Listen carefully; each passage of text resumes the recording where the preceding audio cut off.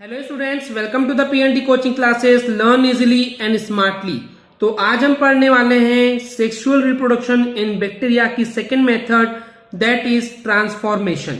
Okay, तो जैसे कि स्टूडेंट्स पिछले वीडियो में हमने ऑलरेडी डिस्कस किए हैं कि जो बैक्टीरिया होते हैं उनमें जनरली ट्रू काइंड ऑफ हमको सेक्सुअल रिप्रोडक्शन देखने को नहीं मिलता है। जस्ट हमको इनिशियल लेवल पे या आप इसको बोल सकते हैं प्रीमिटिव टाइप का ही सेक्सुअल रिप्रोडक्शन देखने को मिलता है। तो चलिए उसकी सेकेंड मेथड देखते हैं, that is transformation.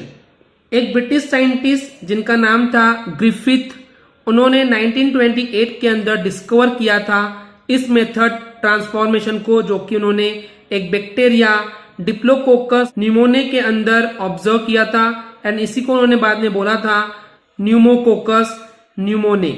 Okay students, तो ये जो डिप्लोकोकस न्यूमोने बैक्टीरिया था ये प्रोड्यूस कर सकता है न्यूमोनिया डिसीज को माइस के अंदर, यानी कि चूहों के अंदर इस बैक्टीरिया की हेल्प से न्यूमोनिया डिसीज को जनरेट किया जा सकता है। बाद में साइंटिस्ट एवरी मैक्लियोड एंड मैककैर्थी ने इन द ईयर ऑफ 1944 में एक डिटेल स्टडी बनाए थे इस पर, एंड इस प्रोसेस में ये ऑब्जर्व किया गया था कि जो एक बैक्टीरिया का जो फ्री डीएनए है, यानी कि एक बैक्टीरिया का जो डीएनए है किस तरीके से दूसरे बैक्टीरिया को एब्जॉर्ब करता है, यानी कि एक बैक्टीरिया किस तरीके से दूसरे बैक्टीरिया को एब्जॉर्ब करता है, इस एक्सपेरिमेंट में देखा गया। ओके, इसके लिए साइंटिस्ट लोगों ने किया क्या एग्जैक्टली स्टूडेंट्स, उन्होंने दो अलग अलग बैक्टीरिया लिए जो कि प्रोड्यूस कर सकते थे चूहों के अंदर न्यूमोनिया डिसीज को, एंड जो ये दो बैक्टीरिया लिए गए थे दो अलग अलग टाइप के लिए गए थे। Very first was a T3 type bacteria and second was a T2 type bacteria. इन दोनों बैक्टीरिया की प्रॉपर्टीज क्या है पहले इस चीज को समझते हैं स्टूडेंट्स। ओके, सबसे पहले जो T3 टाइप का बैक्टीरिया है ये कैप्सुलेटेड था एंड वायरुलेंट था। तो जैसे कि इन दोनों टर्म्स का कैप्सुलेटेड एंड वायरुलेंट का पिछले वीडियो में हमने आपको मीनिंग बताए हैं, एक बार रिवाइज करवा देता हूं। वायरुलेंट वो है जो कि डिसीज क्रिएट कर सकता है, ओके, एंड ये जो डिसीज होती है वो हार्मफुल होती है, बहुत नुकसान करती है। एंड कैप्सुलेटेड का मतलब है कि इन टाइप के बैक्टीरिया को हम खत्म नहीं कर सकते। लेकिन वहीं पे जो T2 टाइप का बैक्टीरिया है वो नॉन कैप्सुलेटेड है, ओके, एंड नॉन वायरुलेंट है। नॉन वायरुलेंट का मतलब होता है कि वो उतना हार्मफुल, उतना खतरनाक नहीं होता है, एंड नॉन कैप्सुलेटेड का मतलब है कि इस टाइप के बैक्टीरिया को हम खत्म कर सकते हैं।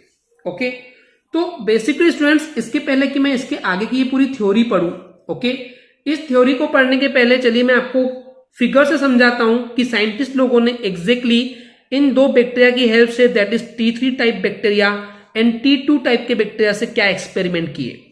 तो बेसिकली स्टूडेंट्स इस डायग्राम को एंड इस एक्सपेरिमेंट को समझने के पहले मैं आपको एक टर्म बता दूं कि यहाँ पे अगर कुछ एक्सपेरिमेंट करने के बाद अगर आपको सीधे माइस दिख रहे हैं, सीधे चूहे दिख रहे हैं, मतलब कि जिंदा है।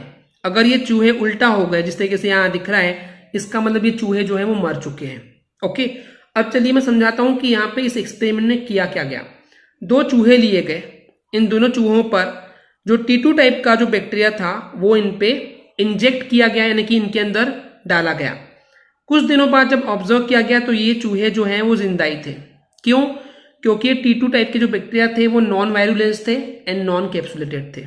ओके, सेकेंड एक्सपेरिमेंट में क्या किए, दो चूहों के ऊपर इन्होंने T3 टाइप का जो बैक्टीरिया था उनको इंजेक्ट किया गया। ओके, एंड इंजेक्ट करने के बाद हमको दिखा कि ये दोनों चूहे जो थे वो मर गए हैं। क्यों मर गए? क्योंकि ये जो T3 टाइप बैक्टीरिया थे ये वायरुलेंस थे, यानी कि बहुत ज्यादा हार्मफुल थे, इतने हार्मफुल थे कि उनकी जान ले लिए। ओके, एंड कैप्सुलेटेड थे, यानी कि इनको खत्म करना भी पॉसिबल नहीं था। ओके, तीसरे एक्सपेरिमेंट में क्या किया गया कि ये जो T3 टाइप के बैक्टीरिया थे इनको हीट किया गया, गर्म किया गया, जिससे क्या हुआ, ये T3 टाइप के बैक्टीरिया जो थे वो किल्ड हो गए, मर गए। किसकी वजह से? हीट की वजह से मर गए। अभी मरे हुए T3 टाइप के बैक्टीरिया को इन चूहों के अंदर इंजेक्ट किया गया, एंड इंजेक्ट करने के बाद दिखा कि ये चूहे जो हैं अभी भी वो जिंदा थे। ओके, अब देखिए एक्सपेरिमेंट क्या किया गया। चौथा एक्सपेरिमेंट जो है बहुत इंपॉर्टेंट एक्सपेरिमेंट है, क्योंकि इसी एक्सपेरिमेंट से समझ में आता है कि कहीं ना कहीं बैक्टीरिया भी आपस में रिप्रोडक्शन करते हैं। क्या किया गया, यहाँ पे दो टाइप के सॉल्यूशन लिए गए। ओके, एंड इन दोनों सॉल्यूशन में मतलब हमने क्या लिए हैं, बैक्टीरिया लिए हैं। पहले वाले में लिए हैं T2 टाइप का बैक्टीरिया एंड सेकेंड टाइप में लिए हैं वो हीट किल किया हुआ T3 टाइप का बैक्टीरिया। आपको दिख रहा है मोमबत्ती मतलब कि गर्म किए हमने, तो बैक्टीरिया मर गए। अब जब इन दोनों ही बैक्टीरिया को हमने इंजेक्ट किए चूहों के अंदर, यानी कि इस चूहे में भी ये दोनों डाले हमने, ओके, दोनों टाइप के बैक्टीरिया को इंजेक्ट किए एंड इसमें भी वही किए। अब हमको कुछ दिनों बाद देखने मिलता है कि ये चूहे जो है वो मर गए। इसका मतलब हुआ क्या, यहाँ पे कंक्लूजन पॉइंट समझिए स्टूडेंट्स कि यहाँ पे दोनों टाइप के बैक्टीरिया जब इसके अंदर थे तो T2 type bacteria and T3 type bacteria के बीच में रिप्रोडक्शन हुआ, जिससे एक नई स्पेसीज वहां पे जनरेट हो गई बैक्टीरियाज की, एंड इन्होंने वहां पे T3 टाइप का ही बैक्टीरिया को जो है वो रिप्रोड्यूस किया, ओके, जनरेट किया मतलब। तो यहाँ पे दो टाइप के बैक्टीरिया मिल करके बेसिकली कुछ अलग टाइप के बैक्टीरिया जनरेट कर रहे हैं, राइट। क्योंकि देखा जाए तो दोनों टाइप के जो बैक्टीरिया हैं यहाँ पे T3 जो हीट किया गया है उससे भी चूहे नहीं मरने चाहिए थे एंड T2 टाइप से भी मरने नहीं चाहिए थे, पर मर गए। मतलब कि ये दोनों बैक्टीरिया इनकी बॉडी में जाकर के रिप्रोडक्शन करते हैं एंड रिप्रोडक्शन के बाद क्या होता है, वहां पे T3 टाइप के बैक्टीरिया भी जनरेट हो जाते हैं एंड वो T3 टाइप के बैक्टीरिया की वजह से ये चूहे जो हैं सिंपली मर जाते हैं। तो यही है सिंपल सा एक्सपेरिमेंट। चलिए अब इसको थ्योरी के बेस पे समझते हैं।